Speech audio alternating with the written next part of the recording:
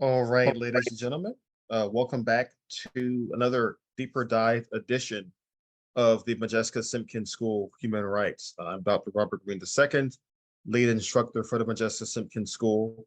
And tonight, we should hopefully shortly be welcoming a couple of special guests to our deeper dive conversation. Brett, go ahead. What's up? We're still not connecting with Vernon and Fergus. They're keep getting routed around, asked for a password. If anybody that's 2 degrees smarter than any of us could help, it'd be very appreciative. Great. So what exactly is happening when they try to log in? Is it that they're being asked to enter a password? Yeah. Hmm. They're asking for, they're being asked for a password and ID. I've given the one that's associated with this, and so I don't know what they're doing. Robert, if you want to. Is it that they're being asked to log into their Zoom account and it's a password for that? I can't hear. Hi guys, this is Sandy, and I bet that's what is happening because I was having a problem in the prior class earlier this evening, and I just decided to jump on and try to be prepared before the class started tonight. So that's what it was doing because I was on my computer at that time, and it was asking me to sign in to use my Zoom email account, and it was asking for my Zoom password, Sandy, even to signing in with Google. The same thing happened to me tonight, Brett. It's not happened before. how did you get in, Cecil? I logged in using the link that I received in the email. Yeah. Once I got there and loaded Zoom, the link told me I had to log in with an authorized Zoom account. So I used my own personal Zoom account username and password, and it allowed me in. Yeah, I think there was a Zoom update, and so he needs to log back into his Zoom account, either through, it gives you a couple different options. You can either sign in with Google, sign in with Facebook, or just your actual username and password for Zoom. So I think the issue is that he's not logged into his Zoom account. Vernon,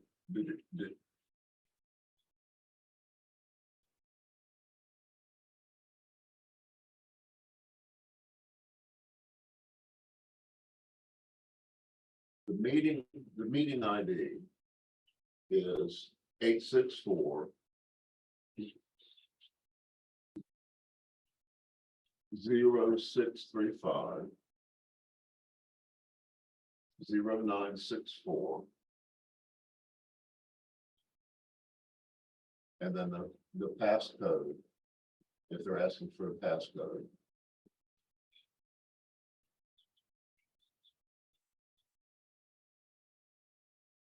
Yes, sir.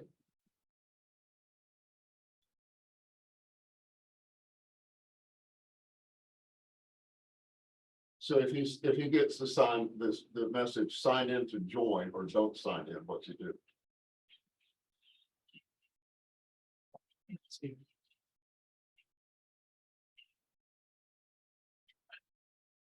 What Vernon, the question is whether you're logging in to get your Zoom account at Clemson, or whether you're logging in to sign on to this particular broadcast. You know, let me try with another see what that, okay, that might be bad, but give me the password one more time though. I'll try it right now. We'll see.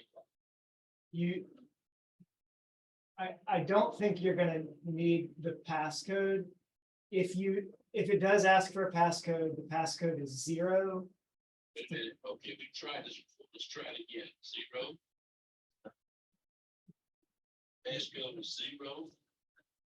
0374. Well, I heard 03. Correct. So I'm going to give it to you in two digits at a time. 037486. That's the one we've tried over and over. Right, but I believe what the issue is that you're not logged into your Zoom account. So the issue isn't that the meeting is password protected. The issue is that I don't believe you have yet signed into your Zoom account. So you need to first make sure you were signed into Zoom. I so do that through Clipson, I guess, right? If you know those passwords. Whichever, But it says join a meeting, so I guess I did that or sign in. Sign, let's do that, okay. I'll do my, let's see what happens. Sorry about this, I've never had a problem with Zoom. I believe they made an update tonight because a lot of the users, including myself, had to re-log into their accounts to join this meeting. So it's not just you.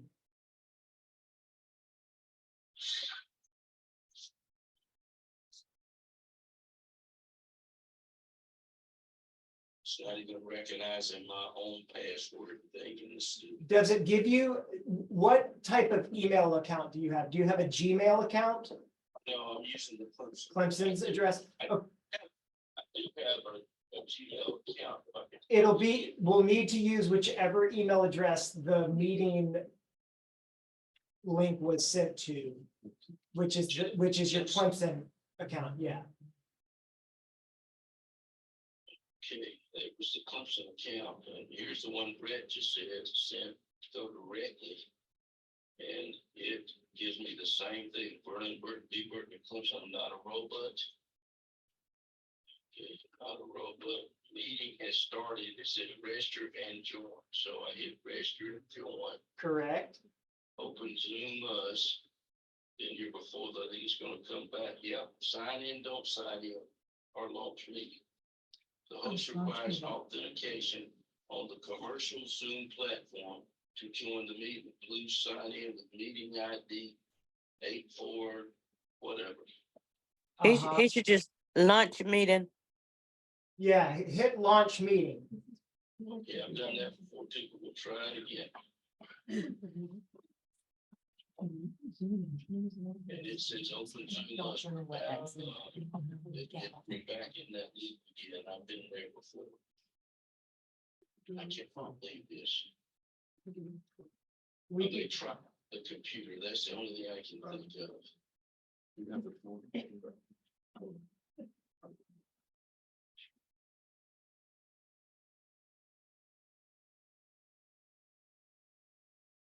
I'm gonna get my other computer and try, but we're having exactly the same issue. We have different computers. Yeah, I'm gonna go get my other computer. I am really shocked. Well, Vernon, here's what we can do. We're gonna get somebody to call you that's not tying up this whole system and give you the phone number, and you and Fergus can simply call on the phone if we can't get a video signal. You can call into these numbers. Okay? That's what I'm doing now. So I should hang up on the phone. I'm going to get my other computer to try it and see if that might. Yeah, I mean, we're talking on my cell phone, but everybody's hearing you. And so what we'll do is we'll send you the link that you should have gotten a link that had a phone number in it, but we'll make sure you get the phone number that you can call in. And then you put in the meeting number, and then you should be able to talk to us. We won't see you, but you can talk to us. And we'd rather hear you than see you. Thank you. Tell me this, nobody's calling me, I'm calling you, right? Well, we're gonna have to send you the number to call. Yeah, hold on, we got the number here. So Vernon, go back to the email. Okay, To the original email where I registered, I don't forget the link. Is that what you're saying? Here, I'll just give you the phone number and you write the phone number down.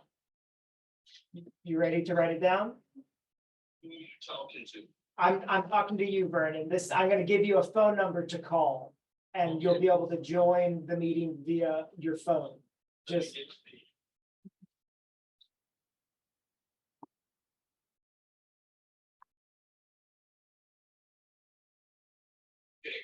Go ahead. So the number is 1 Okay, 3 0 1. okay. Well, she's got in. How did you do it? We'll go share computers. Oh. Okay, if somebody's in, we'll. Vernon, can you share, Wife got it by using Google account. Yeah. can you share that screen? Can you all gather around the computer? She's gonna come over here, we're gonna try it out. So apparently you have to go in with Google, but That's My camera unfortunately is a little bit, That's all right. you want to move your, Yeah. put this right in front of Yeah. you. Go ahead. There you go. All right, There you are. Right there. all right. Fergus, you want to come over too? Oh. Oh. I don't understand it. No, I'm sorry here, Fergus. You sit here and I'll see what happens on this computer. We'll see. No, you got it. We got it. So she says you have to do Gmail and Google account. Is that what everyone's doing? Gene, advise, Vernon. It's all right. Okay. Let's figure it out. I'm Well, sorry. let's start over again, Dr. Greene. Can you All hear right. us? Yes, well, we can hear you. Okay, Just the volume, just do this right here. all right. It's on pretty 76 now. Well, we're on, folks. Sorry about all this. It's been very frustrating.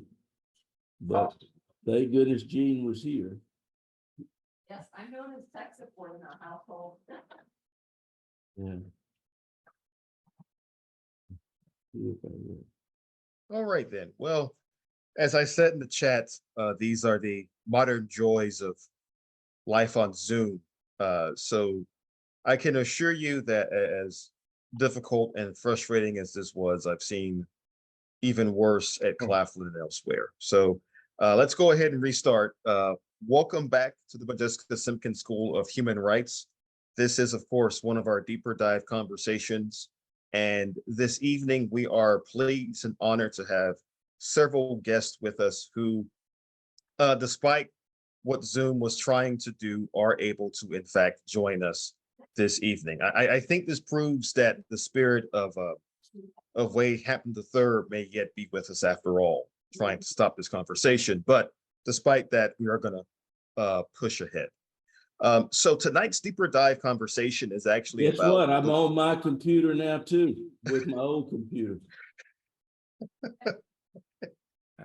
All right. So okay. So now we are back on track fully. Are Back we on gonna track be now. echoing or? No, I think we're good now. Okay. So I'm going to go ahead and introduce our guest for this evening. A couple of historians who have written extensively on the Reconstruction period and its legacy in American history. Of course, we have friend of the Modjeska Simkins School, Vernon Burton, who is currently the inaugural Judge Matthew J. Perry Distinguished Chair of History and Professor of Pan-African Studies, Sociology and Anthropology, and Computer Science at Clemson University. He has written several excellent books on Southern and American history, including The Age of Lincoln, and most recently, alongside Armin Durfner, the book Justice Deferred, Race, and the Supreme Court. We'll be talking more about that book later on this semester as well. Also, we are pleased to welcome Fergus Bordewich, who has written an excellent book called Clan War, Ulysses S. Grant and the Battle to Save Reconstruction. In fact, I have copies of both Justice Deferred and Clan War here with me this evening. I'll just go ahead and show them. I have Justice Deferred right here and Clan War as well. I actually joked with Becky a few minutes ago that as a University of South Carolina alum and fan, I was watching today's basketball game and I was so stressed out in the first quarter, I turned the game off and resumed watching Clan War. So somehow reading about the Ku Klux Klan actually calmed me down just a little bit, but I digress. Tonight's deeper dive conversation, though, is one that we're looking forward to this semester because it's really about the importance of South Carolina to the rise and fall of Reconstruction, and also how that history of Reconstruction here in the Palmetto State still has a major and critical impact on the US Constitution, on legal system in America today, and some contemporary battles over citizenship and the ideas of treason and justice in American society as we speak. So I don't want to do too much talking this evening. I do instead want to open up our discussion with Vernon Burton and Fergus Bordewich by first talking to Vernon a little bit about Reconstruction. And Vernon, if you can hear me, I want to open up today's conversation first by talking about your relationship as a historian to Reconstruction. How has the Reconstruction era been important to some of your work, some of your writings, especially Age of Lincoln and Justice Deferred?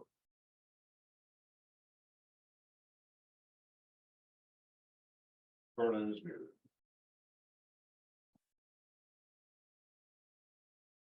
Yeah, and Vernon, if you can, please go ahead and unmute yourself. Dr. Greene, I suggest you ask Mr. Bordewich the same question.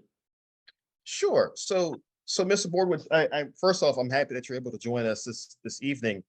And I've been reading your book, Clan War, which is a great and important work. Thank you. I'm curious to know first off, what brought you to the topic of writing about Reconstruction? Why write about this particular topic? Okay, well, first, hello, Robert, and hello, everybody who's here. Thanks for inviting me to join you for a bit this evening. I'm an historian of primarily American history, between the founding years and Reconstruction. The book, Clan War, which came out just a couple of months ago, folded out of my previous book. The previous one, Congress at War, was about how the US Congress fought the Civil War.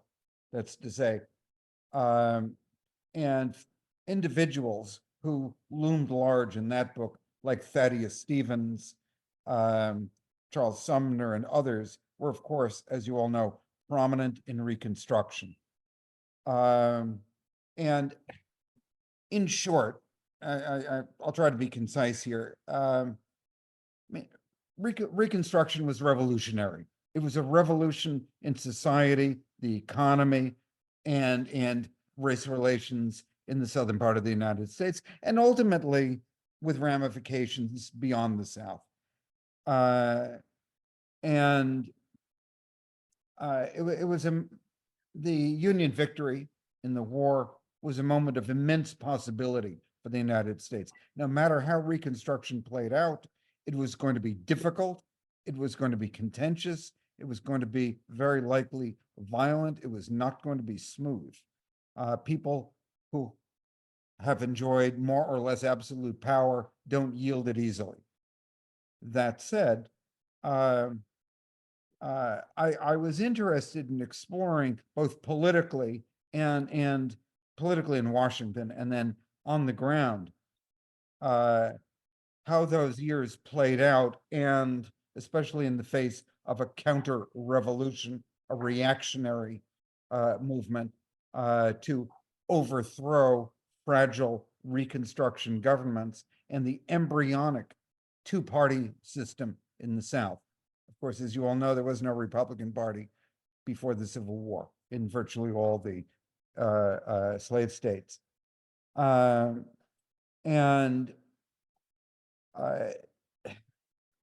look at the Ku Klux Klan. We can talk or not talk about its particular history, but which is founded in 1866, becomes turbocharged by late 1867, and becomes an effective revolutionary movement, and very quickly metastasizes across all the southern states. But the Klan was defeated. The Klan, as an organized terrorist movement, was defeated by the federal government. And I don't think that has been very well understood at all. Obviously, that did not ensure a safe and serene unfolding of Reconstruction, but nonetheless, it's, I thought that it was important to look at what the federal government was able to do to deal with a terrorist movement in real time. So that's a roundabout answer to your otherwise rather direct question, but we could go on anywhere from there. Oh, absolutely. And I want to come back to Vernon for a second. I asked earlier about the relationship that you have with Reconstruction in your works, especially Age of Lincoln and Justice Deferred. Why is Reconstruction so important to you as a historian? Well, I began my career on Reconstruction, sort of backed into it. I never published my dissertation, but the first, I guess the second article I published, to give you a little bit of background of how these things have changed. I told Fergus today, Race and Reconstruction was, I believe, the second article I had ever published. And I sent it where I thought I should have sent it, to the Journal of Southern History. And the only two comments I got when it was rejected was, one, this is Marxist falderall. Now, at the time, I was a deacon in the Baptist church, so it didn't seem that I was a Marxist. And I think just because I talked about race and Reconstruction and about class, the second comment, the only other second comment was Francis Butler Simpkins was from South Carolina. He didn't believe this. And I wanted to say, well, where am I from?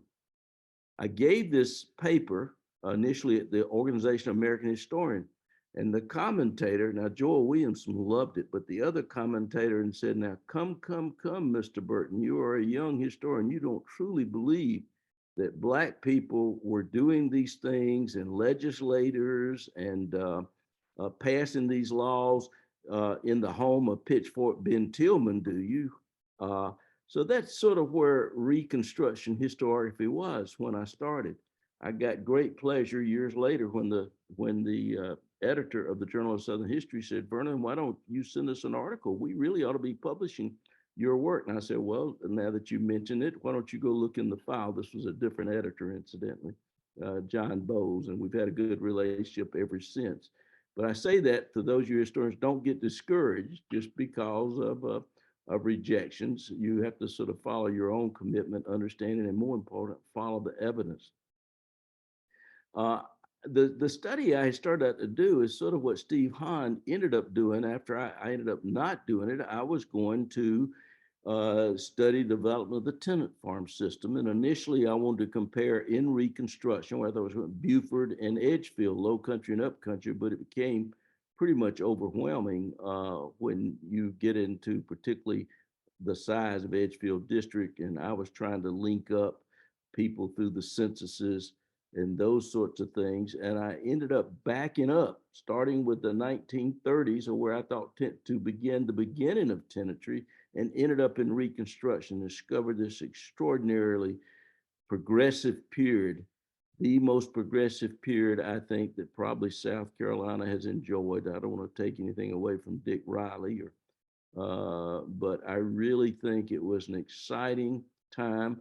No, I think Reconstruction is the most misunderstood period and has been for a long time in American history.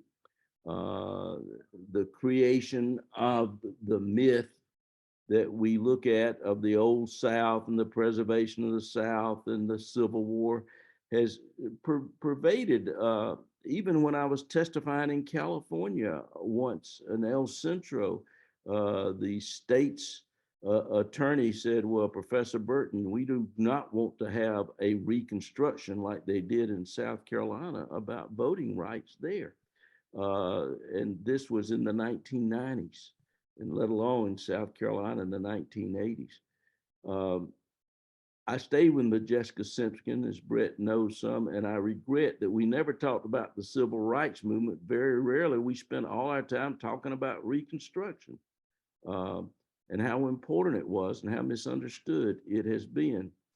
I still think, and I was talking with Fergus earlier today about it, that the 4 last chapters I did in the Age of Lincoln, the book, as I said, I never published my dissertation, which was on Reconstruction. I published some chapters out of it. But I think those last 4 chapters are still very important to understand Reconstruction.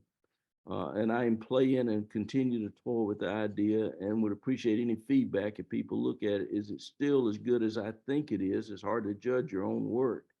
But is it worth doing that into a book? Originally, I had a subtitle, The Age of Lincoln, Sectional Conflict, Civil War, Reconstruction.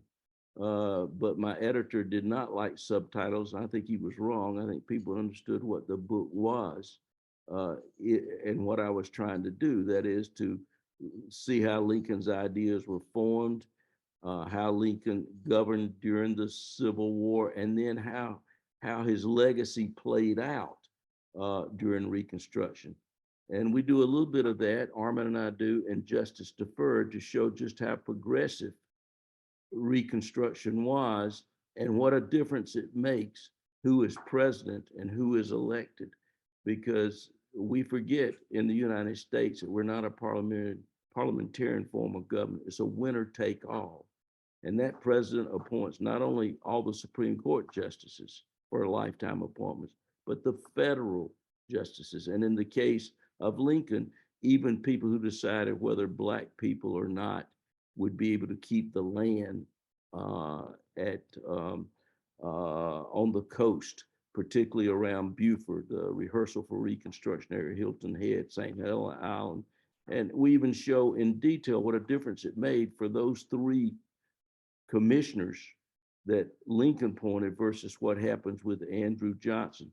To give you an idea of the excitement of what could have happened, Lincoln's cabinet was equally divided on whether, with the 13th Amendment and coming back into the Union, not only accepting the 13th Amendment, but Black men, of course, only men had the vote, would be given the right to vote. It was equally divided. And that's why when John Wilkes Booth heard Lincoln speak in that impromptu speech after Lee's surrender, he said he is talking about, he didn't use this term, but Black citizenship, the Black vote. That will be the last speech he ever makes. And it was, because Booth knew what he was doing. Lincoln has to be put in a long line of martyrs who were killed because they were advocating for Black suffrage and the rights of citizenship for Black people. So I can go on and on and on, but that will probably give you enough. There's a little bit of this on the Edgefield study, In My Father's House Are Many Mansions. Though it's a social history, I try to point out how important politics is, that when African Americans were during Reconstruction being successful, you even having people like Martin Witherspoon Gary and Matthew Butler, the 2 people who headed Wade Hampton's terrorist overthrow of Reconstruction, writing to Black legislators to get favors. You have Black and whites who are actually working together, who are cooperating. And I like to use the example of Judge Ramey, who had been a deacon in the Baptist church at Edgefield, who is white, had been a judge before the war, and after the war on the courthouse steps, legally marries the African-American who had basically been his spouse. And I think that's symbolic that political power generates economic opportunities that then can have an effect. And I argue that Reconstruction, despite this myth of the Old South and the legends of this, the reason that there was a terrorist overthrow of Reconstruction of a legitimately elected biracial group of Republicans is not because it was failing, as our literature has suggested, but because it was being so successful. If you believe in a democracy, which I thought most people did until January the 5th or 6th, a few years back, then you accept the legitimacy of the ballot. But the Edgefield plan, it was called, the Red Shirt plan, was a terrorist overthrow, a coup d'etat of a legitimately elected government. And one of the things I want to investigate more, but I have hypothesized, is it comes about because of Hamburg, which follows very soon after the Cruikshank decision. which said that in Louisiana, the Supreme Court overturned convictions of people who had killed Black men, and actually more than just Black men, but there, and said if they're not part of the state, that is, if they are not part of the militia or police or something, that then they would be tried by their local peers, which meant all whites. And of course, overturned it. And that was like just giving a green flag to people like Martin Witherspoon Gary or Matthew Butler under the direction of Wade Hampton. Whether how much he was involved, we don't really know, but he certainly let it happen. The terrorism that resulted, the killing of legislators, the murder that Ben Tillman brags about, where Simon Coker in Aiken during the legislature is in the midst of prayer when one of Matthew Calverth Butler's, I believe, nephews takes Tillman's gun, according to Tillman, and shoots him in the midst of him saying his prayers as they execute him. So that's a little bit of how important I think Reconstruction is, and it has to be understood that way.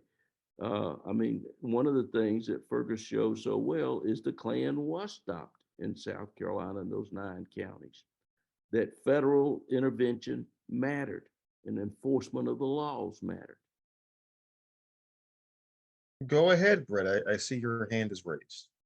I wanted to go back to what Fergus had said about the difficulty that Grant had seen in pulling off Reconstruction, and to bring that forward to ask both Vernon and Fergus to comment on that through line that Kennedy articulated when he was working on the Voting Rights Act and the Civil Rights Act in 1963, before he was killed, and in preparing the country to deal with that violence. And this is that through line that we try and learn from the past to carry to the future. But Fergus really touched on that button about Grant having to step up and protect the Reconstruction amendments. Let's see, shall I start, Vernon, or do you want Please to? go ahead, Fergus. They got me anytime. Let's Okay, take it well, in review. yeah, I mean, Grant, as everyone here I think knows, was demeaned for more than 100 years as a failed president, incompetent, and the godfather of Gilded Age corruption. Pretty much none of which is true. And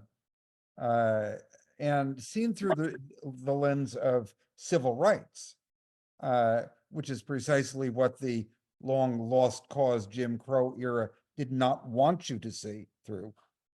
Seen through the lens of civil rights, Grant was a remarkable president. He was the first civil rights president. And for a guy who'd grown up in antebellum America, and he had an abolitionist father, he was not a political abolitionist before the war,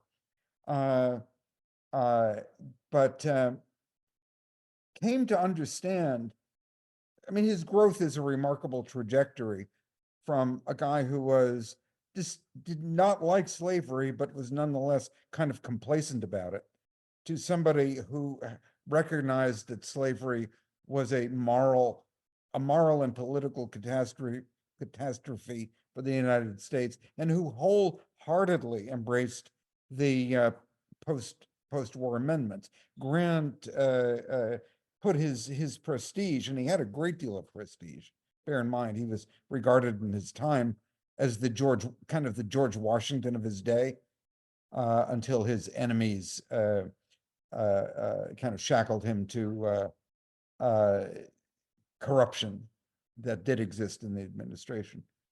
And Grant personally went up to Capitol Hill, and he asked, even pretty close to demanded, that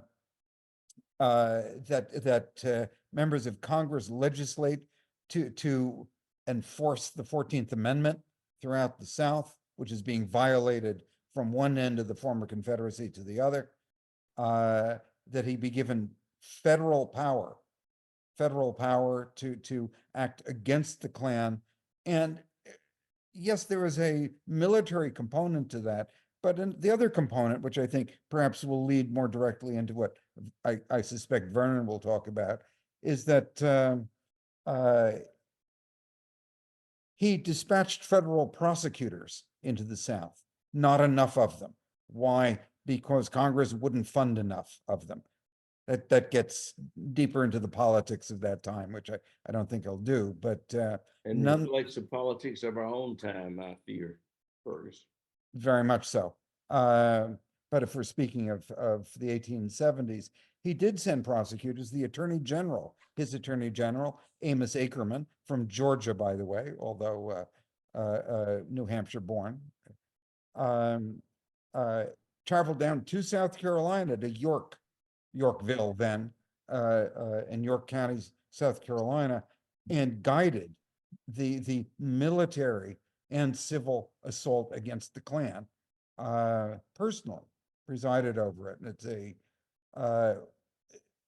this happened because of Grant's personal determination and commitment, supported by Congress. There were still enough radicals in Congress, as they were called in those days, to provide muscular legislation, 3 enforcement acts, the third one called the Ku Klux Klan Act, which was extremely well tailored to enable the federal government to crack down on the Klan and to prosecute members of the Klan for all the terrorist behaviors that they were perpetrating. I'm not going to list them. It's a very, very clear act. And Ackerman, Grant recognized the Klan and the larger reactionary movement that was behind the Klan, protecting it, tolerating it as a threat to the new democracy that was being constructed with great difficulty and very boldly in the South, this biracial two-party democracy. Vernon, why don't I hand it over to you at that point? Okay, I'm not sure there's much more to say. What was the question again, Robert? That was my question, Vernon. And Oh, sorry, Britt.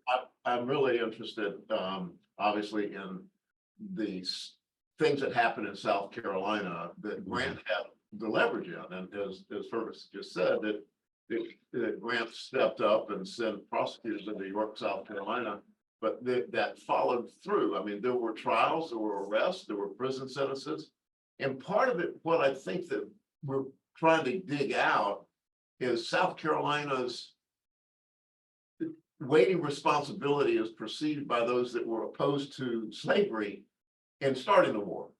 South Carolina got a rough handling with Sherman, and I think that there was a equally rough reaction to Reconstruction and to Grant's moves, and so South Carolina is kind of like, again, playing a pivotal role for this little state in both the rise and the fall of Reconstruction, and that's what I wanted to get you guys to focus on for our class that happens to be in South Carolina. And so the question would be following up on the difficulty to implement that and the reach that it had and the political support that the Klan had at that particular point in South Carolina. Well, Chamberlain, I think one of the things Fergus shows so well is so important. Son, literally the Klan was destroyed in South Carolina. I mean, there was no more Klan. You have the red shirt movement later. And I think I sort of explained at least why I think it is successful. You had the Mississippi Plan, you had that as Reconstruction began to fail in other places. Remember in Georgia, right across the river, it's just 2 years, pretty much. South Carolina, Louisiana, and even Mississippi to 1875 were more unique that way, a little bit Florida. May I add a word here that's pertinent? Yes, please. I mean, even Frederick Douglass declared, it's quite remarkable, in 1871, basically he said, I'm paraphrasing, the South has become safe. Frederick Douglass believed the war had been won against the Klan. And it's not that simple, but here's the African-American with the broadest view in the entire United States who felt that it had been won. Hardly anybody was really in the North, at any rate, looking from outside, foresaw the extreme viciousness and staying power of reactionaries in the South. But because Frederick Douglass and others, including Grant to a degree, believed that with the Klan broken, the problem had essentially been solved, the Gordian knot cut. Public support in the North for Reconstruction, for sustaining the protection of Black Southerners, for protecting Black governments in the South, for maintaining the army in the South, which was critical. Northern support is disintegrating. Northerners are tired of the South. They're tired of war. They're tired of the problems of Black people, to be blunt about it. They don't want to read about it anymore in their newspapers. And the steam has gone out of Northern support. Sumner said, to give you a great quote, particularly he was so upset when Andrew Johnson allowed his own native state, North Carolina, back in. Was the first state he omitted, and he put in a grandfather clause that ended that. He didn't even go to Lincoln's cabinet, which was equally divided. But he said once the vote was there with the 15th Amendment, actually was, he said it when the 67, the Military Act gave blacks the right, the Black men the right to vote, and they vote for the Constitution in 68. He said and believed to the bottom of his heart that once the vote is given, it cannot be taken away. It will never be taken away. Democracy is going to work. And I argue, in fact, it was working through the legislature, through the Republican Party, in particular between Black legislators. I was telling Fergus just earlier today or last night, I've forgotten which, Fergus, that I really think that the symbol for Reconstruction should be the schoolhouse, to show the progressive sort of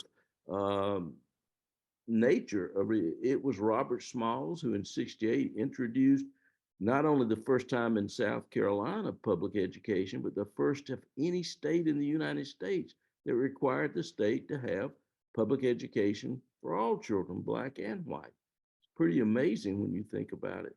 And most people aren't even aware that this is where public education came from in South Carolina, which is ironically, I see again today that some people are trying to destroy public education again, saying you can't teach the truth.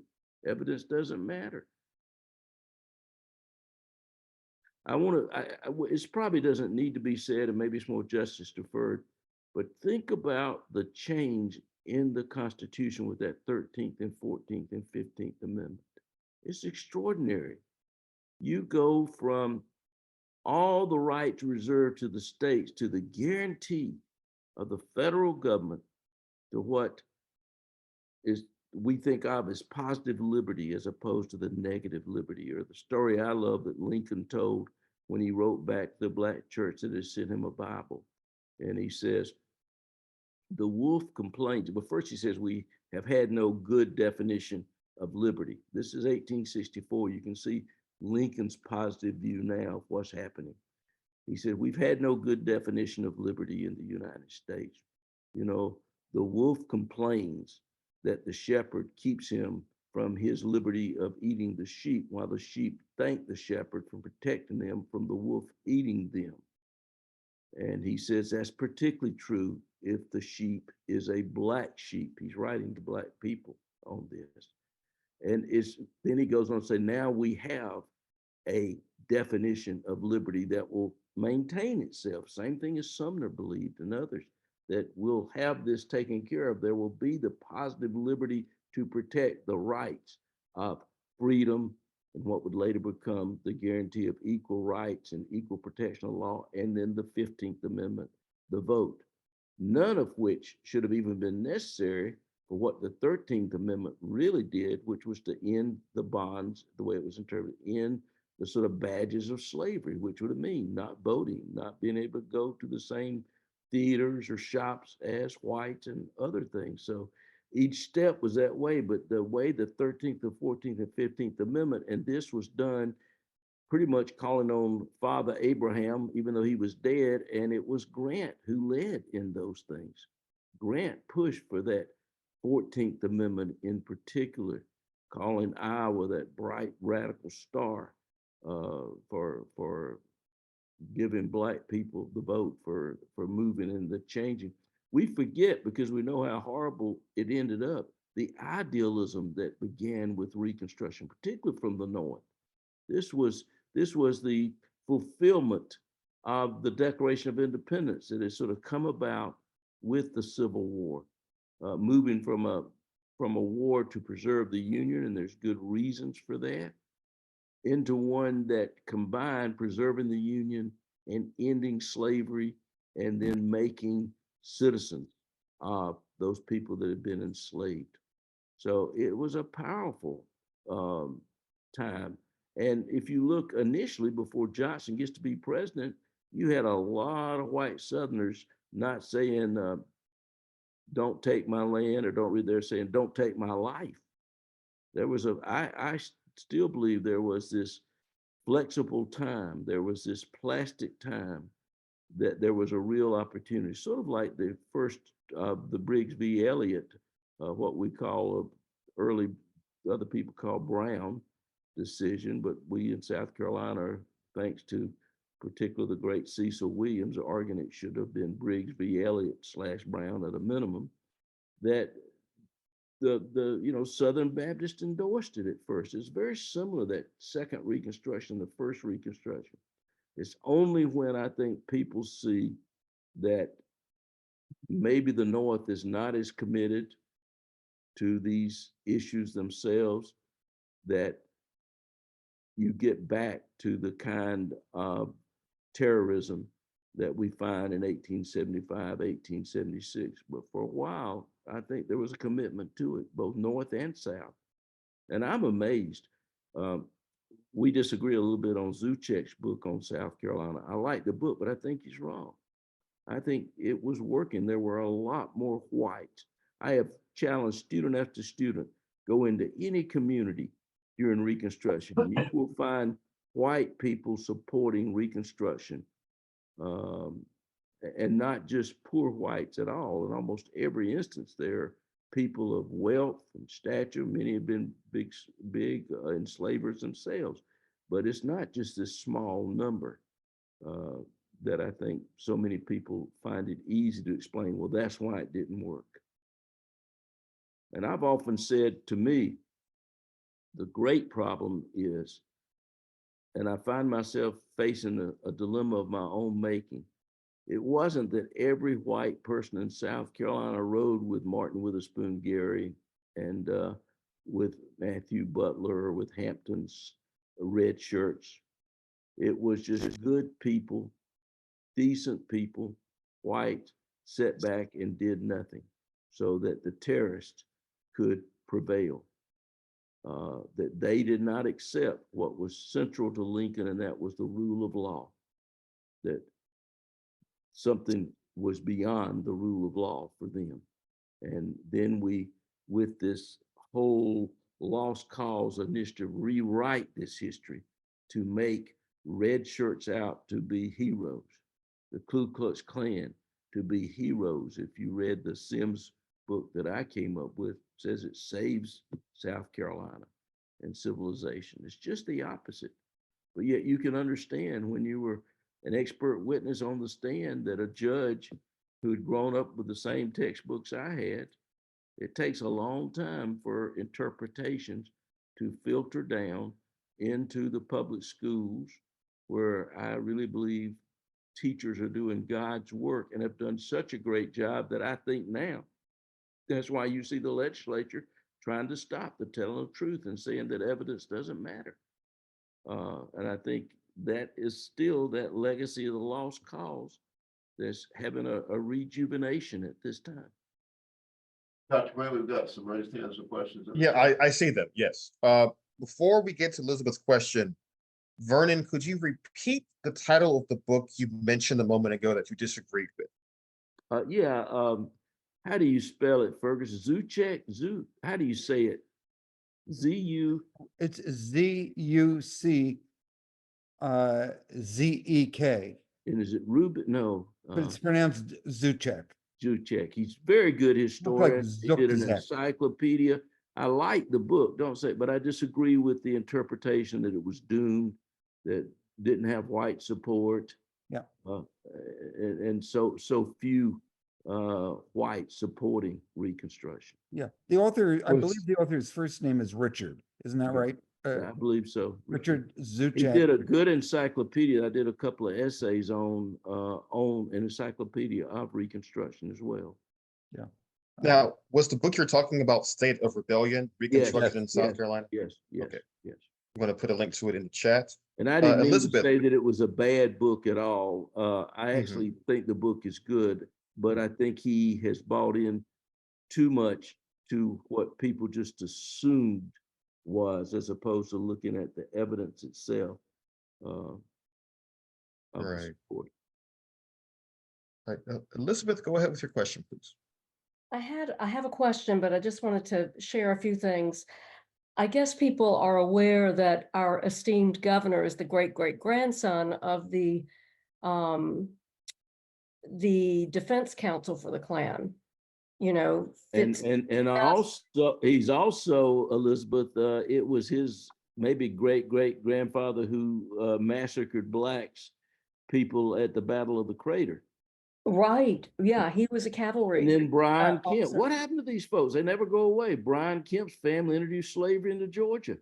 The governor there. I someday want to go back and look at how these people keep coming out on top. Really? Well, you know, my interest is in Jim Crow, and I'm working on the construction of the carceral state in South Carolina under Jim Crow. And what really struck me is how you can see Klan leaders step into the office of sheriff once Reconstruction is overthrown. And so talk about through lines. I think that law enforcement just sort of kept the Klan alive. In fact, I can make that argument very clearly.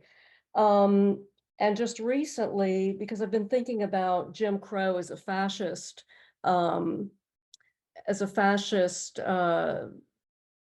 society, and I was reading Robert Paxton's book, The Anatomy of Fascism, and he says that the Reconstruction Klan is the first appearance in the modern Western world of a fascist movement. And I just thought that was interesting. But my question is about Ackerman, and I can't remember because I haven't looked at this for a while, but I was trying to remember why he was removed from office, because his replacement was somebody, I think, from Oregon who was a Southern sympathizer. And I wondered if you could clarify, why was he removed, or did he step down? I can't recall. Thank you. Well, that is a good question, and at the core of that, there is a lingering mystery.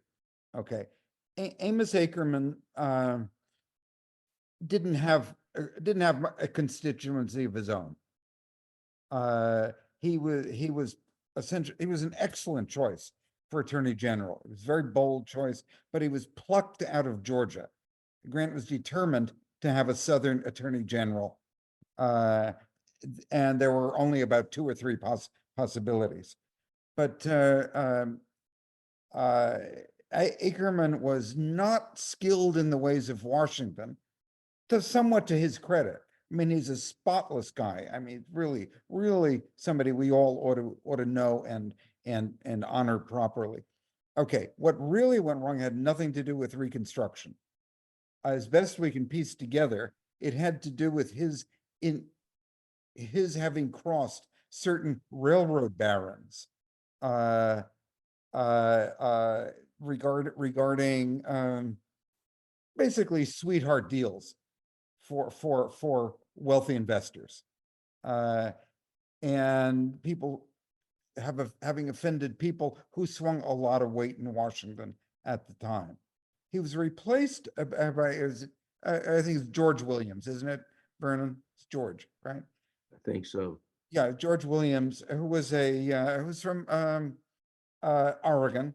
He actually had a basically abolitionist background. Not a classical abolitionist, but he was a staunch radical in Congress. And initially, it looked like the Justice Department would have continuity. However, this kind of goes back to, but Williams was very political. Williams did have friends in Congress. Williams himself was not significantly, possibly not much at all, corrupt. Sad to say, his wife was somebody who really cultivated friends who spent money lavishly in ways that probably they shouldn't. And the Williamses were living way higher than the Attorney General ought to have been living. Okay. So he was vulnerable to a certain degree of manipulation. But what really happened is what I alluded to earlier was that support for Reconstruction was rapidly eroding. It was going away. The critical year, or a critical year in the disintegration of Reconstruction, was really 1874, and that's rarely cited. What happened in 74 was that the Democrats, a reactionary party at the time, captured the House of Representatives. And money bills originate in the House of Representatives. It became clear that as soon as the Democrats were in the saddle, they were not going to fund prosecutions in the South, which were very expensive. Williams would have been overseeing those prosecutions. The rug was pulled out from under him insofar as he intended, and at the beginning he did, which is to carry on Ackerman's policies. I mean, there's a lot more to be said about this, but really the culprit is the electorate. Democracy sometimes does the wrong thing. Well, and we could think of more recent examples than that, but Vernon? I agree with everything you say. And Fergus and I both, I don't want to spin this the wrong way, and I don't want to speak for you, but we both think that historians have too much focused on the labor side. So Brett, you may not like what we're saying here to explain away why the support for Reconstruction failed. That is labor unrest, railroad strikes, and therefore they then turned their backs on the white South to let them do what they wanted to with their labor. I don't think it's quite that simple. And I think Fergus and I agree on that. I think there's some truth to it, but I think there's more than that. And one of the things that I used to do when I taught Southern history at University of Illinois, and the few times I have at Clemson, I would have students compare the first and second Reconstructions. Everyone knows the second Reconstruction is the Civil Rights Movement. And what was the difference? And I think what really happened was people could not believe that white Southerners were as cruel, terroristic as they were. And the same thing was happening in the Civil Rights Movement, except for one big difference: television. Television showed dogs attacking children, water hoses rolling. But people don't want to believe the words. They think it's just an exaggeration. And I think that's was what was happening in the early part of Reconstruction. I love the quote from the Chicago Tribune, which said, about the black codes and the terrorism there, and after the Memphis and the New Orleans riots, and they said, this is so soon after the Civil War. They said the men of Illinois will come down and make a mud pond out of Mississippi if you don't, show respect for the law of order and these people who fought to preserve the Union, meaning the black people. There was still that, what Lincoln had claimed that some generals, and I think part of what Grant saw, was the importance of black soldiers fighting. And it's hard for us today after Vietnam to understand what that meant to be a soldier and fight or die. It was a part of the heritage of the South. When Lincoln, people used to tell it as a joke. I have this in the Age of Lincoln, when he said about women and him supporting women's rights. He said, and a women or anyone else who fought for their country should have the right to vote. This is about 1830, 40, he's saying this. And I like everybody, I thought it was funny, but if you see what Lincoln did after blacks began to fight, and some were actually fighting earlier than the Emancipation Proclamation. But when that happened, I think that was a commitment, and it was a commitment in the North too, that these people had fought to preserve the Union. And I think I've spoken before, at least to Brett, maybe to Robert, about the parallels I see today. When Lincoln defined this war about preserve the Union, this is one of the things he's criticized most for, the Greeley letter, saying if I could save the Union by freeing no slaves, I would, free in part and not others. But what he's saying is something that we don't recognize again from this lost cause myth that we have created. As is today, authoritarianism was on the rise in the world.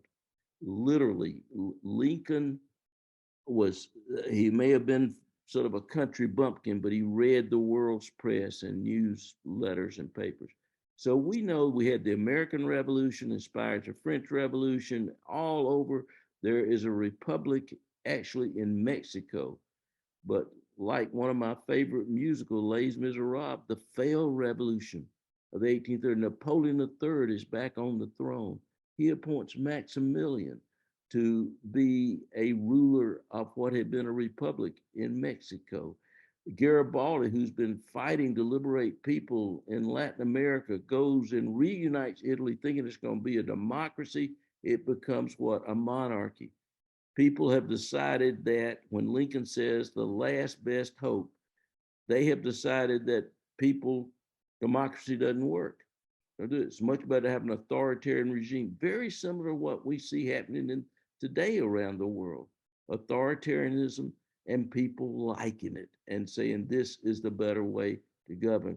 For Lincoln, he realized that being born of a poor father, that only in this country could he rise to at least good middle class, if not wealth, by his own merit. And that's why he defined the war about, that's what the Union meant to him. That's what it meant to migrants coming over. That's what it meant to people living here. The opportunity to be able to rise as far as your abilities would allow you. And when Lincoln committed to blacks fighting the war, he never turned back from that in terms of the rights that he began to try to lead people toward. And I think there's something that people don't understand as well, that we sort of think that it was a confederacy which was out of step with the rest of the world, that they were the reactionaries, whereas they were right in line with the rest of the world, and it was the United States which was the exception. Now, I want to, we're actually at 7:40 right now, and I want to make sure we get some more questions from the audience. But I do, and these are some really important points that we need to sit with today and also tomorrow's class too. But I do want to bring our story for this evening to South Carolina itself. I want to read a passage from Clan War about South Carolina around 1870-71. The worst news of all came from South Carolina. There in the quote unquote cradle of secession, potentially the most volatile southern state of all, Ku Klux Klan terror was threatening to overwhelm a great swath of the state. Many state legislators felt like virtual prisoners in the state capitol, afraid to return home to their districts where they feared for their lives. On February 8th, the state legislature had declared that, quote, a state of domestic violence to an alarming extent exists in this state, and admitted that, quote, the civil authorities have failed and are altogether unable to control it. So I would like to ask Vernon and Fergus a bit about just how violent South Carolina became during the height of Reconstruction in 1870-71. And number two, if that was unique to South Carolina or how it compares to other southern states at that same time. Well, there is no way to overstate the degree of violence that became commonplace in the state. parenthetically, I will say that it was not unique. You had similar terrorism across nearly all the former Confederate states, some exceptions, which I won't digress into. North Carolina, very similar. North Carolina, the Mississippi, Alabama, Georgia, Louisiana, Arkansas, Tennessee, and so on. So whatever is happening in South Carolina is also happening in the other states. However, South Carolina, particularly the upstate counties around Union, York, Spartanburg, Chester, up in that area. The Klan has recruited the great majority of white males in most of those counties. The numbers are astonishing, and they're documentable because so many surrendered when the army went in and began arresting people. 60%, 70% in some cases. So even whites who were not just whites, but African Americans as well, were cowed by the degree of violence surrounding them. The Klan perpetrated any kind of violent crime against individuals, primarily Black, but also white Republicans, that any terrorist movement anywhere in the world today perpetrates. Okay, it is, it leaves one speechless, actually. And there are several bodies of excellent documentation. The Freedmen's Bureau reports on one hand. I relied particularly heavily, however, on the joint investigations of the Joint Committee on the Klan, which dispatched subcommittees through the South in 1871, and produced 13 volumes, something like 5,000 pages of testimony. It was the first congressional committee to take testimony from African Americans. And I understand it was also the first ever to take testimony from women. And it was a joint committee, so there were witnesses who were called by the Democrats on the committee who were apologists for the Klan, and they included Klan leaders sometimes who denied that there was a Klan. Okay, it's a fascinating document, though it's massive. But at any rate, you are hearing people, hundreds of people, describe in real time what they had experienced, what they witnessed, what had happened to their wives, husbands, daughters. How violent was it, Robert? Shooting, hanging.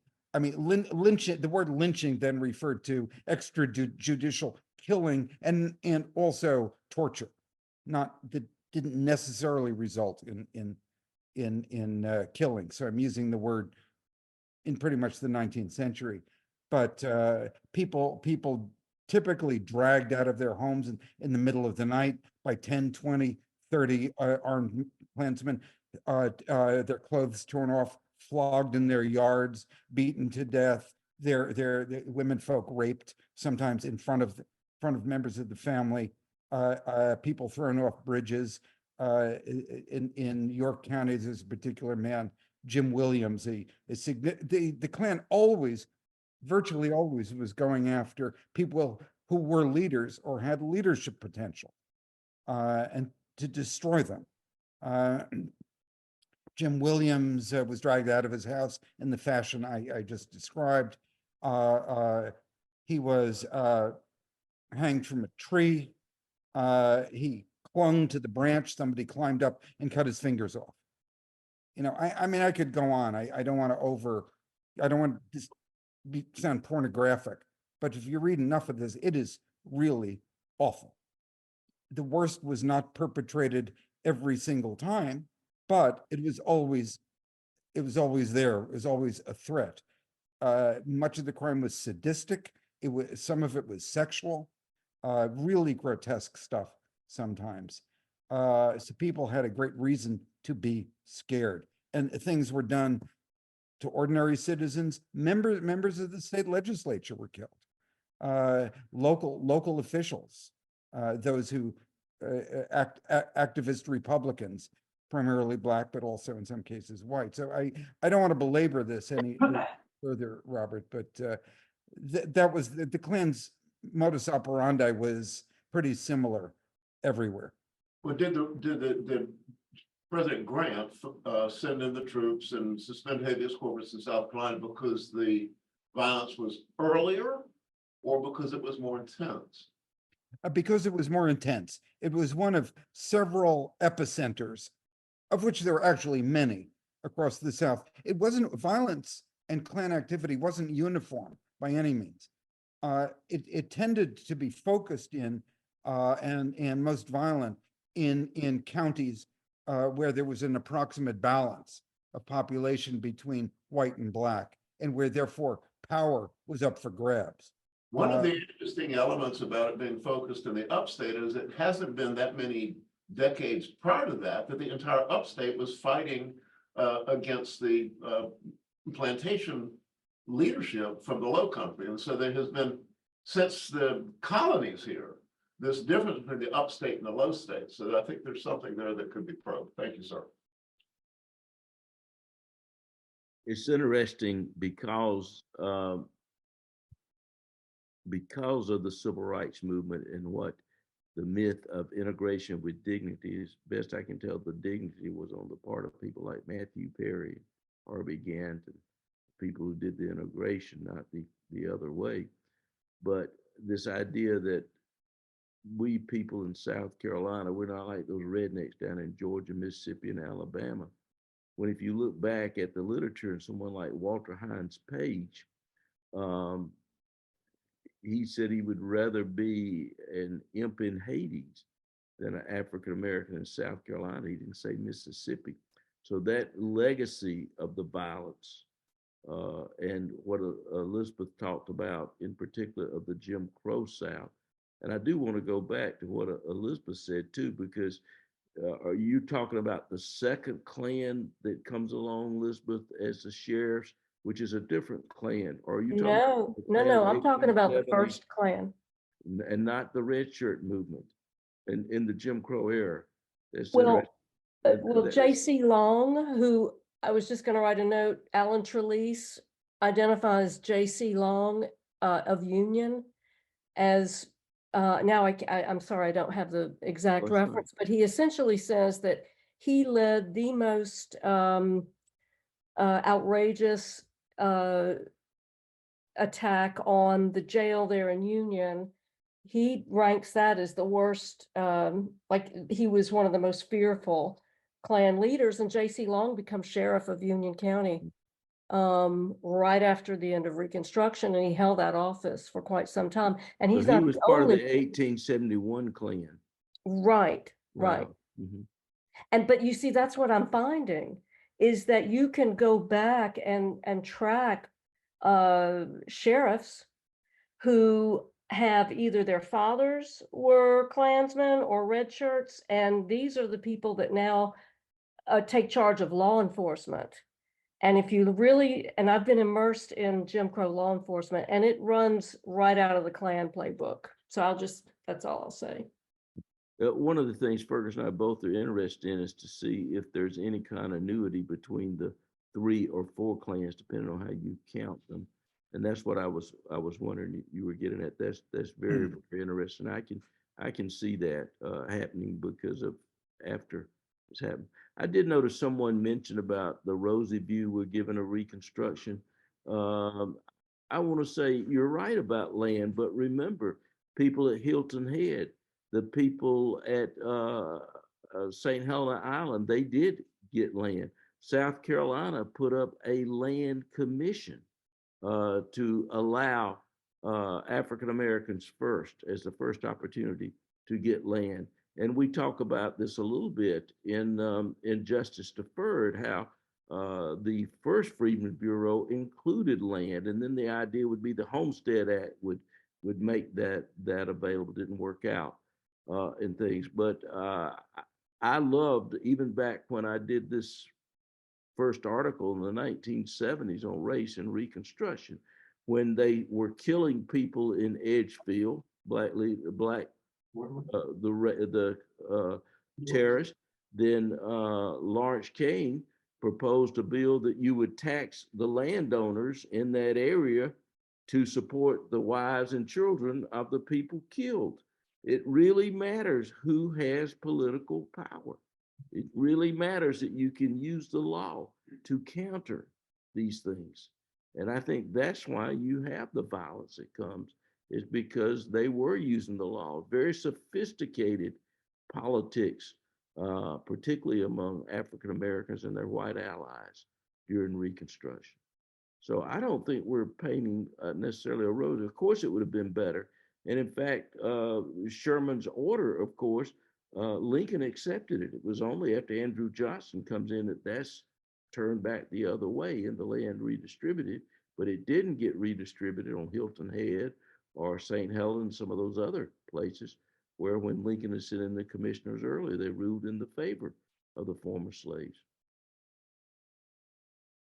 And the field order. I think success builds on success. As I said, by at the time of the Reconstruction, you have whites who are later become people who have overthrown it, are asking Black legislators to help them get special situations or to start business or be part of a railroad. I think politics has always worked that way. And I just don't believe, I think we have grown up to think that race is this immutable thing, that everybody's automatically racist, as opposed to there is no such thing as race, never has been, whether you look at it as a genetist, as I like to say, there's not much different between a Ukrainian, a Baptist, or an African, genetically, or as my mother taught me from day one, all people are created in the image of God.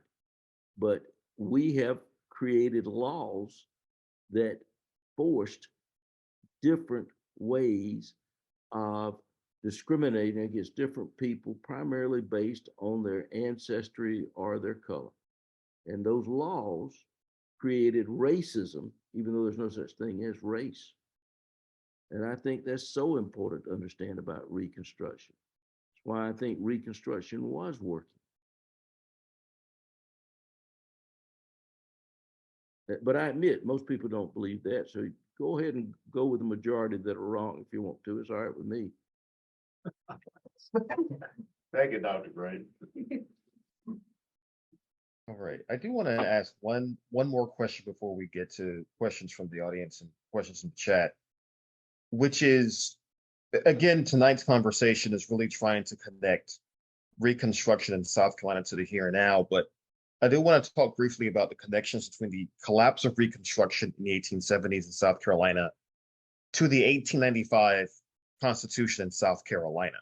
Could you talk a bit about how that 1870s collapse leads to the Constitution that, by the way, we're still living under in South Carolina today, that was first written and passed in 1895?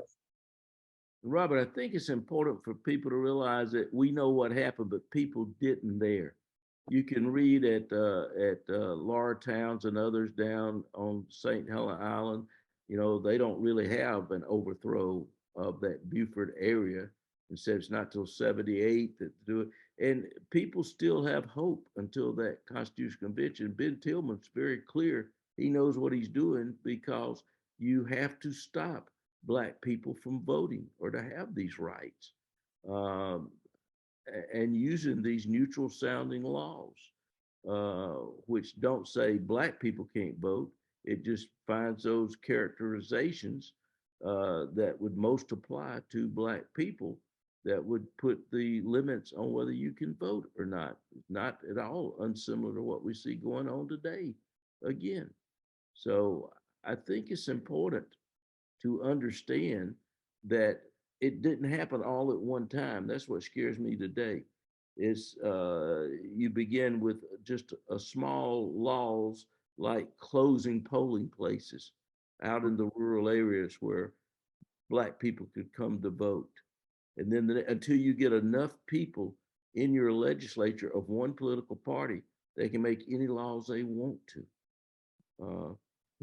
And you know, there's some of those great speeches in the 1895 Constitutional Convention by people like Smalls and Whipper and others who are still there, but they're so few that all they can do is protest and try to at least register a protest from what's being done. But it didn't happen all at one time like we seem to think. People kept thinking maybe the next year, maybe with this election. And you really go all the way till the Lodge bill that has terribly been called the force bill, was hardly very forceful, that you begin to see that the end of Reconstruction is coming with that. And then finally, I really believe it's, not just Plessy v. Ferguson in 1896, but particularly Williams versus Mississippi in 1898, when the Supreme Court says, as long as the laws don't say that you're keeping Black people from voting, then it's okay. And people acknowledge that immediately. And not only that, the actual Constitutional Convention and the Constitution, it was challenged in the law case, and it was found to be unconstitutional by the federal judge, but the Supreme Court said, well, yeah, but now it's already been, elections have held under it, so we're just gonna let it stand. Vernon, we have in the room with us today, living example of that slow walk to equality and the lingering nature of the Constitution of 1895, the first Black guy that was elected in 1970. After many years, from the end of the 1890s to 1870, James Felder. Hey, Jim, how are you? Hey, Vernon, how you doing? Good to see you. I'm sorry I'm getting here late, but I had to celebrate the girls' basketball victory and all of that. They won, huh? Oh, It good. won. Yes, sir. Yay. Well, thank you, Vernon. Didn't interrupt you. I just want We to were get late getting started, Jim. Okay. The Luddite over here in 96 couldn't get his computer to zoom in. Sorry, Dr. Frayne, take it back. Oh, no, this is great. I mean, again, this is, I think, an example of how with the Modjeska Simkins School, you never know who'll show up during a session. So this is again a great example of that. No, I Jim, think have you met my friend Fergus before? He's done this wonderful book on the Ku Klux Klan. Just look at. I just handed him the book. Okay, yeah, you'll really like it. I Fergus also is coming. recommend his Underground Railroad book and Congress, a whole bunch. He writes for a real general audience that you can understand it, as opposed to Brett, who says he can't understand what I write. So there you go. All right. Well, I want to go ahead now because we've had a really good and lively conversation about Reconstruction and its legacy as well. I do want to get to some of the questions in the chat. Maybe before you should give Fergus a chance to say he disagrees with me on some of this, so he doesn't get tainted by my. Well, Vernon, I'd have to struggle to disagree with you. But you may be the only one. We are pretty congruent, I have to say.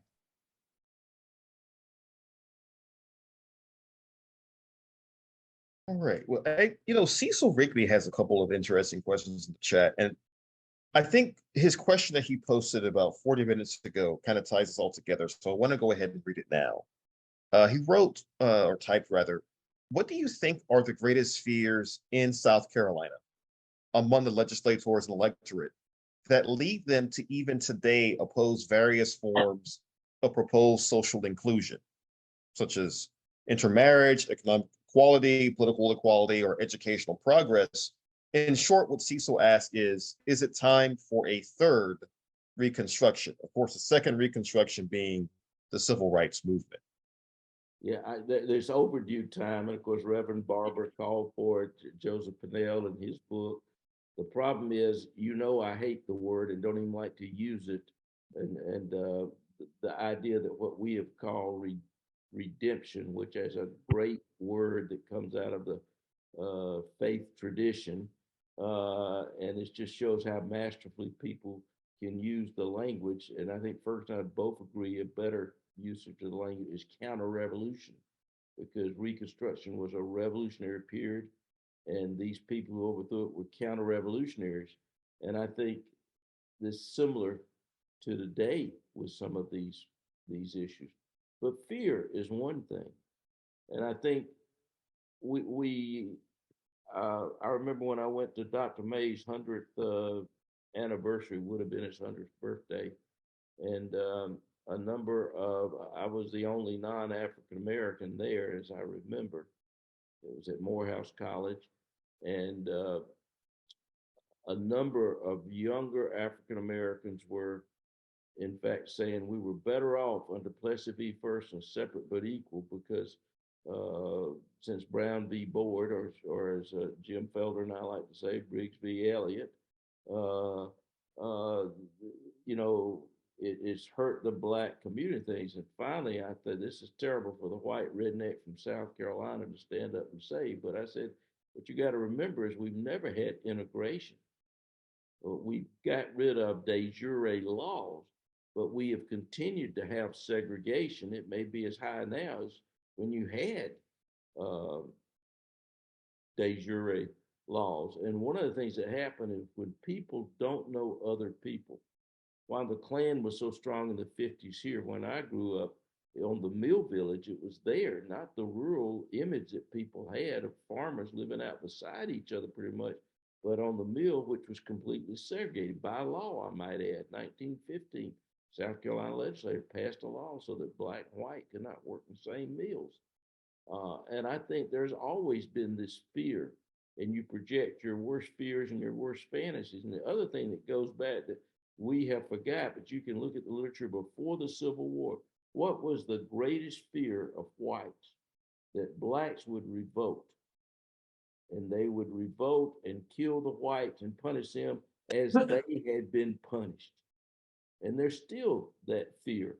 It's like they can't imagine that they, having been treated as they treated Black people, they would not seek revenge in some way. And I think that's still a great fear among so many white people, that they fantasize, project their fears and their fantasies upon other people.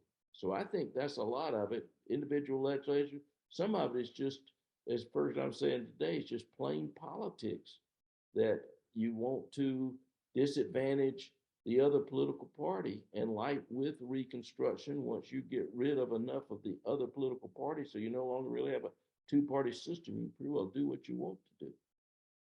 So that, again, I'm speaking not as a historian because, I'm a terrible prophet.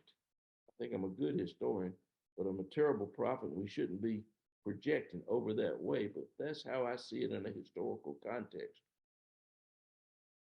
Fergus, you want to tackle that one? Well, I think it would be a bit presumptuous of me to speak about present day South Carolina. I'm not a resident here. I live in Washington, D.C. And I parachute in from time to time to do research and to sit in libraries and talk to people smarter than I am, like Vernon Burton here, and learn a few things. I spent this afternoon, I'm not going to be too specific, but I spent this afternoon in a nest of very, very genial and friendly, welcoming, lost cause defenders. And it, dare I say, it just reminded me that there are spheres of society, it happens to be here, it can be elsewhere too, that are living in it, still living in another century unlike it, and are still able to dust off rationalizations for unfairness or racism and so on, and unfair legislation that I think many of us thought had already gotten us taken had been put to rest, let's say. I didn't want to use a violent metaphor there. I was about to. And I have to say, I think insofar as this addressing this issue is that's we're talking about, it goes way beyond South Carolina.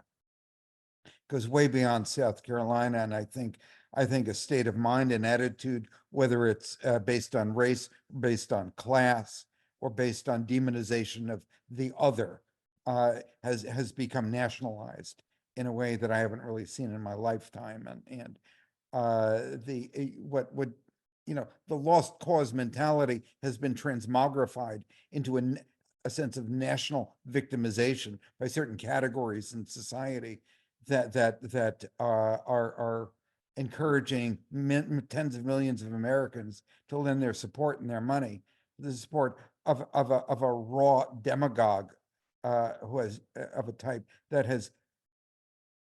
You had plenty of them in South Carolina in past times, and we've had others in our past in the United States. But what might have been, let's say, restricted to the backcountry of South Carolina and some other places has now been nationalized. And I think the challenge is much greater than simply wrestling the demon back into his box in one state.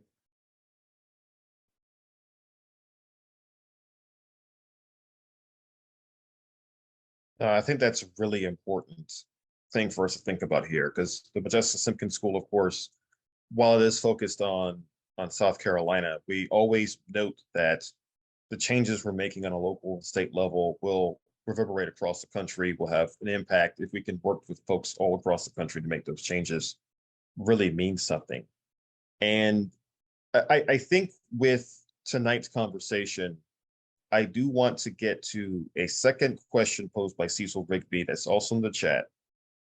And this question is really more about the legacy of Reconstruction and how we learn lessons or don't learn lessons in some sense from history. So this is Cecil's question.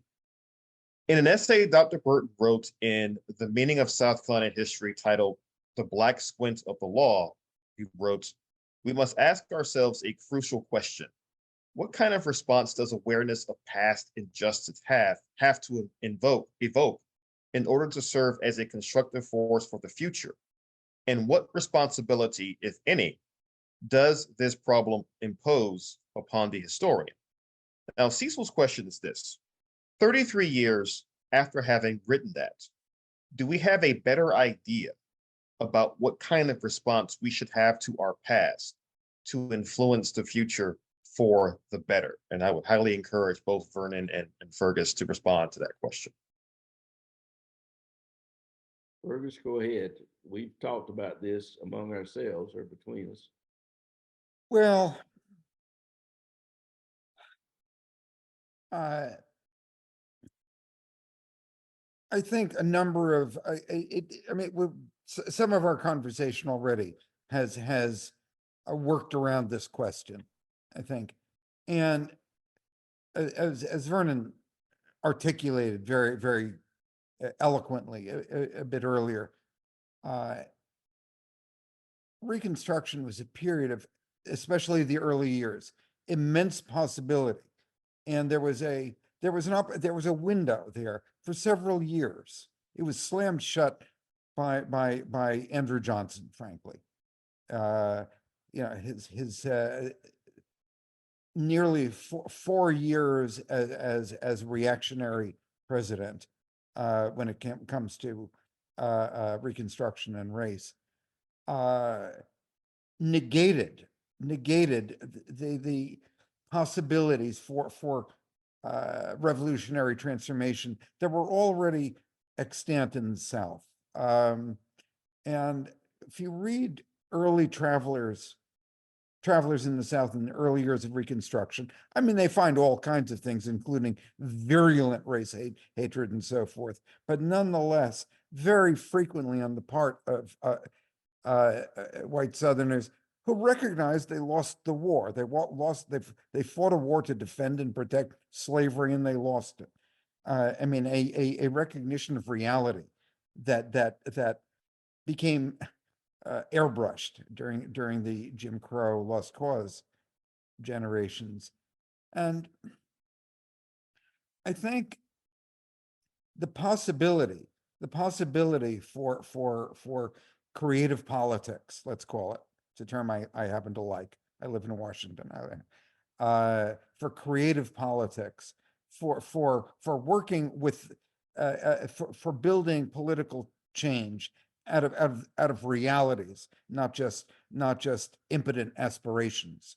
Okay, how do you make things actually different? And for putting, call it something else, the heroism of process, contradiction in terms, it might seem. I mean, I think that is a lesson of Reconstruction, of its that much more was possible. Much more is possible now. Much more is always possible. I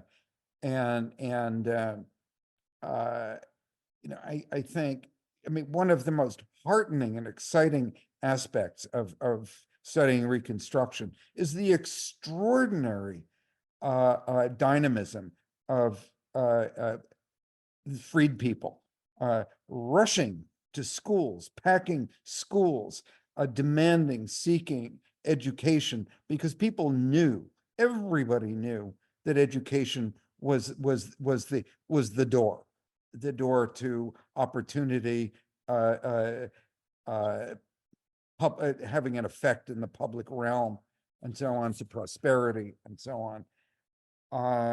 And similarly, the caliber of formerly enslaved people, other African Americans, and I have to say here, also quite a few poor and formerly disenfranchised white people as well. Not the majority, but there's significant number.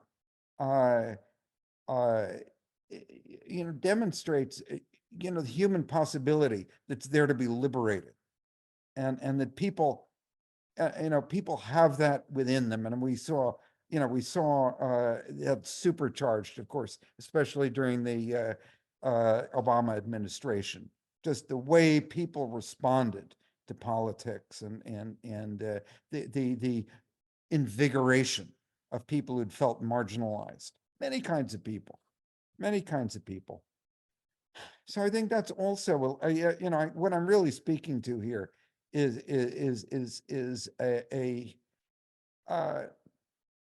to try to dissuade people. I have this conversation a lot, from being discouraged by politics, being discouraged by the existing political parties. I mean, you can deduce which one I belong to here. I think Joe Biden is a great example of an underrated political, a career politician, a great practitioner of the process of creative politics. I mean, it's not soapbox politics. Soapbox politics is seductive, but the process, the unglamorous process, is where the creativity is. And I think when you look at the caliber of so many Reconstruction era political people, particularly formerly enslaved people who were coming out of slavery, but grasped politics quite readily. And here in South Carolina, Vernon is the, much more eloquent on the specifics of that than I am, although I've written about it a little as well. The enormously forward-looking, you would say progressive today, politics that was practiced here. So I don't, politics is always chaotic. It's always chaotic. American politics is always stressful, full of conflict. James Madison wrote about it. It's not there's never a permanent consensus for the good. It's always a fight.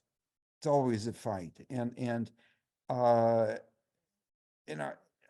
final point here, because I'm kind of repeating myself, is that one thing that Reconstruction, especially the action of Congress, the radicals in Congress and Grant show you is that vigorous, forceful political action can deal with terrorism, deal with terrorism. Government can act. Government is not hapless and hopeless. And we have plenty of people in government today. Maybe not as many as you'd like in South Carolina, I grant you. Who are engaged vigorously in that kind of struggle. And it's in these times of great difficulty that I think we really see the caliber of the people we put in office. And it's also, every crisis is also an opportunity, as the Chinese say.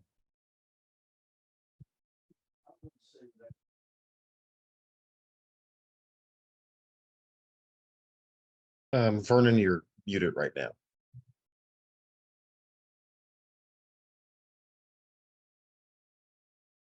Not unmuting. Yes, we can hear you now. Oh, yeah, I can. Yeah, I don't know how it happened. Okay. One of the things that always struck me is that particularly white Southerners, and to some extent Black Southerners, would read their history so much it would be this the South right or wrong, by birth an American by the grace of God, a Southerner, that kind of thing, no wrong, no critical judgment. But the other side of that was very sensitive, good people, but they were so crippled by the truth as they saw the horrors of how white people had treated Black people, that were overwhelmed by the guilt. And I would argue you have to read your history much more ambiguously and understand the complexities of history, because you want to be able to act. History should empower you, not cripple you. It should say, not that history repeats that, but to understand how you got to where we are. How does a Confederate flag mean one thing to one group of residents in the same state and a different thing to other people? Only by understanding how we got there do we understand and maybe can do something about it. And this is what worries me so much today with our legislatures, trying to say that we should not deal with things that make us feel bad. Well, they don't have to make us feel good. We don't want to feel good about them either. You want to know that this is something that has happened so that you can understand and hopefully use that understanding to move forward in a progressive way, that you can convince others. The one thing I'm convinced of that we're making a mistake is not talking to other people and talking past each other. That's gotten so much worse, I think, that we have to be able to engage other people.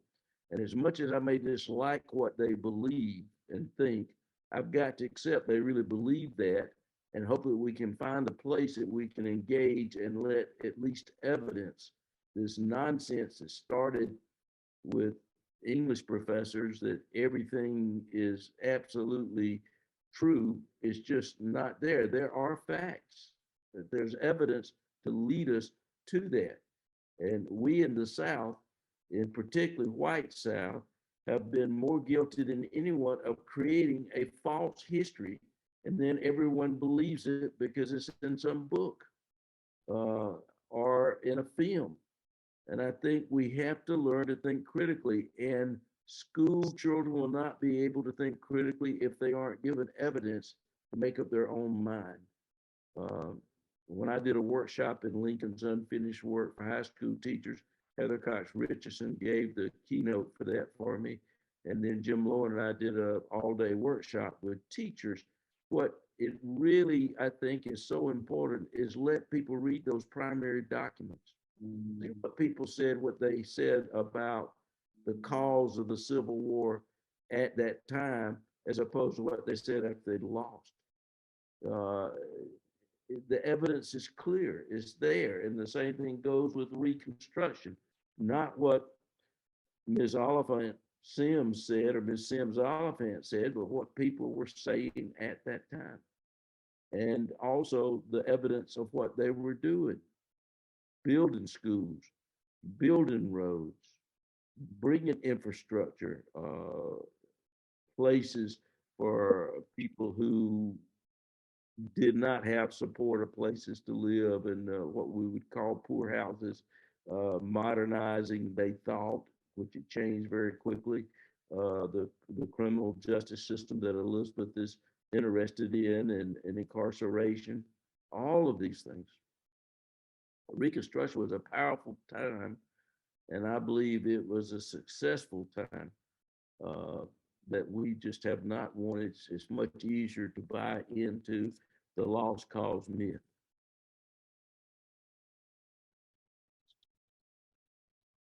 All right. And I do want to highlight in the chat some comments from Greg Howell about the black-white wealth gap and also how this wealth gap impacts white Americans as well, in terms of how a lot of this can be traced back to the Reconstruction era and its aftermath, again, going back to the lack of more economic equality being attained during the Reconstruction period and beyond. Brett, do you have any final questions for our two guests this evening? Mr. Felder does. Can you hear me? You muted me. No, we were talking to the ceiling. Can you hear me, Robert? Yes. Okay. My comment or question may be that after Obama's election, we kind of thought racism was behind us. But then what happened? McConnell says we're going to make him a one-term president. And since that time, we've started to dive back into the gutter. You got a question? What do you think? I'm going to go back to one a little bit before that. I think it's too easy to say this all happened with the end of Reconstruction and not getting the property and things like that, because, you know, we had a massive affirmative action, but it was affirmative action for whites only that created the wealth. And so that generational wealth is the great difference. The actual wealth between salaries and things is much better than it used to be, but the generational wealth has continued, and you can see it through our South Carolina congressmen and other former Confederate congressmen. When they pass Social Security laws, what do? They say, we are not going to cover farm workers. Who were the farm workers? We're not going to cover domestics with Social Security. Who were the domestics? When, you know, GIs came back from World War II, they could buy homes, but redlining, covenants, all these things restricted where African Americans could buy a home, whereas my father-in-law was able to buy a home in what essentially was a whites only community, and with the equity brought from that home, sent his 4 children to college, and they all could be middle class. And I can go on and on, but it's not just that slavery was the end, Reconstruction was the end. Well, I'm a witness to the GI Bill. My father came back on after World War II, fill out the application. The taker of the application simply put it in the drawer. He never heard any more. That was one way of just excluding Black veterans from participating in the GI Bill.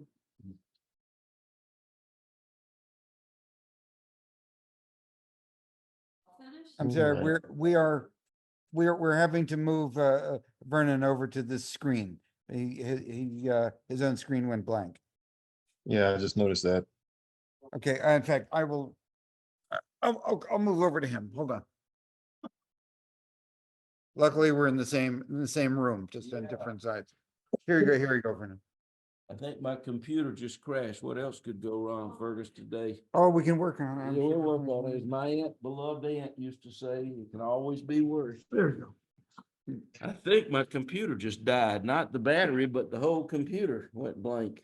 Why don't you just slide in front there? Okay, here, no, Here, both of us are.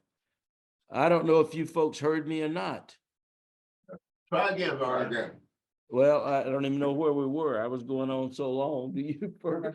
Well, you were talking about not just the end of Reconstruction in terms of Yeah, the wealth no, gap. but that was primarily it, that we have continued these laws that, you know, no one was upset about affirmative action until Bakke, and it was black people. But when all affirmative action was for whites, and we just had this massive program that really contributed to the generational wealth gap. I just don't want it all to be blamed on the lack of what was done in Reconstruction, because it was an amazing period, I believe, that people were making progress. Of course, we wish that the land reform had been part of it, but it didn't just end there. The discriminatory laws, institutional discriminatory laws, continued. If we had known when Bakke was decided what we know now, it inspired historians and others to look that, you know, the American Medical Association was discriminating against black people to be doctors, to let them be part of the American Medical Association, all those sorts of things. It's been amazing what has been done. As Armin and I argue, actually, it is pretty amazing that for 12 generations, the laws were used to discriminate and make it more difficult for a group of people to accumulate wealth in an equal way or to have equal. It's only been 2 generations that we've actually used the law to try to make some progress. It's pretty amazing. If you count to 12 and 2, it gives you an idea. All right. Well, I think we are just about at time. It's 8:29. So could everyone give our 2 guests, Vernon Burton and Fergus Bordewich, a great round of applause, please? Because this was an informative and enlightening conversation this And evening. you really enjoy and learn from Fergus's book, particularly on South Carolina and the Ku Klux Klan. And maybe he can tell you those 9 counties. Well, Fergus, thank you all for oh, nice to see that copy there. Fergus, I have your email address now, and you can run, but you cannot hide from us. And so we will be in touch with you, and really do appreciate the work and the research that you've done that contributes to our lessons. Well, thank you very much. And don't forget, everyone. It worked out that you didn't have to listen to me. You had somebody good to listen to. So. Oh, no, Vernon, you were great as always tonight too. And again, remember everyone, tomorrow, 6:30, Modjeska School, we will be talking a bit more about Reconstruction and connecting the dots between Reconstruction through the end of the 19th century. What's going on in South Carolina still reverberates with us even today in the 21st century. So until tomorrow evening, have a good rest of your night. And once again, congratulations to the University of South Carolina.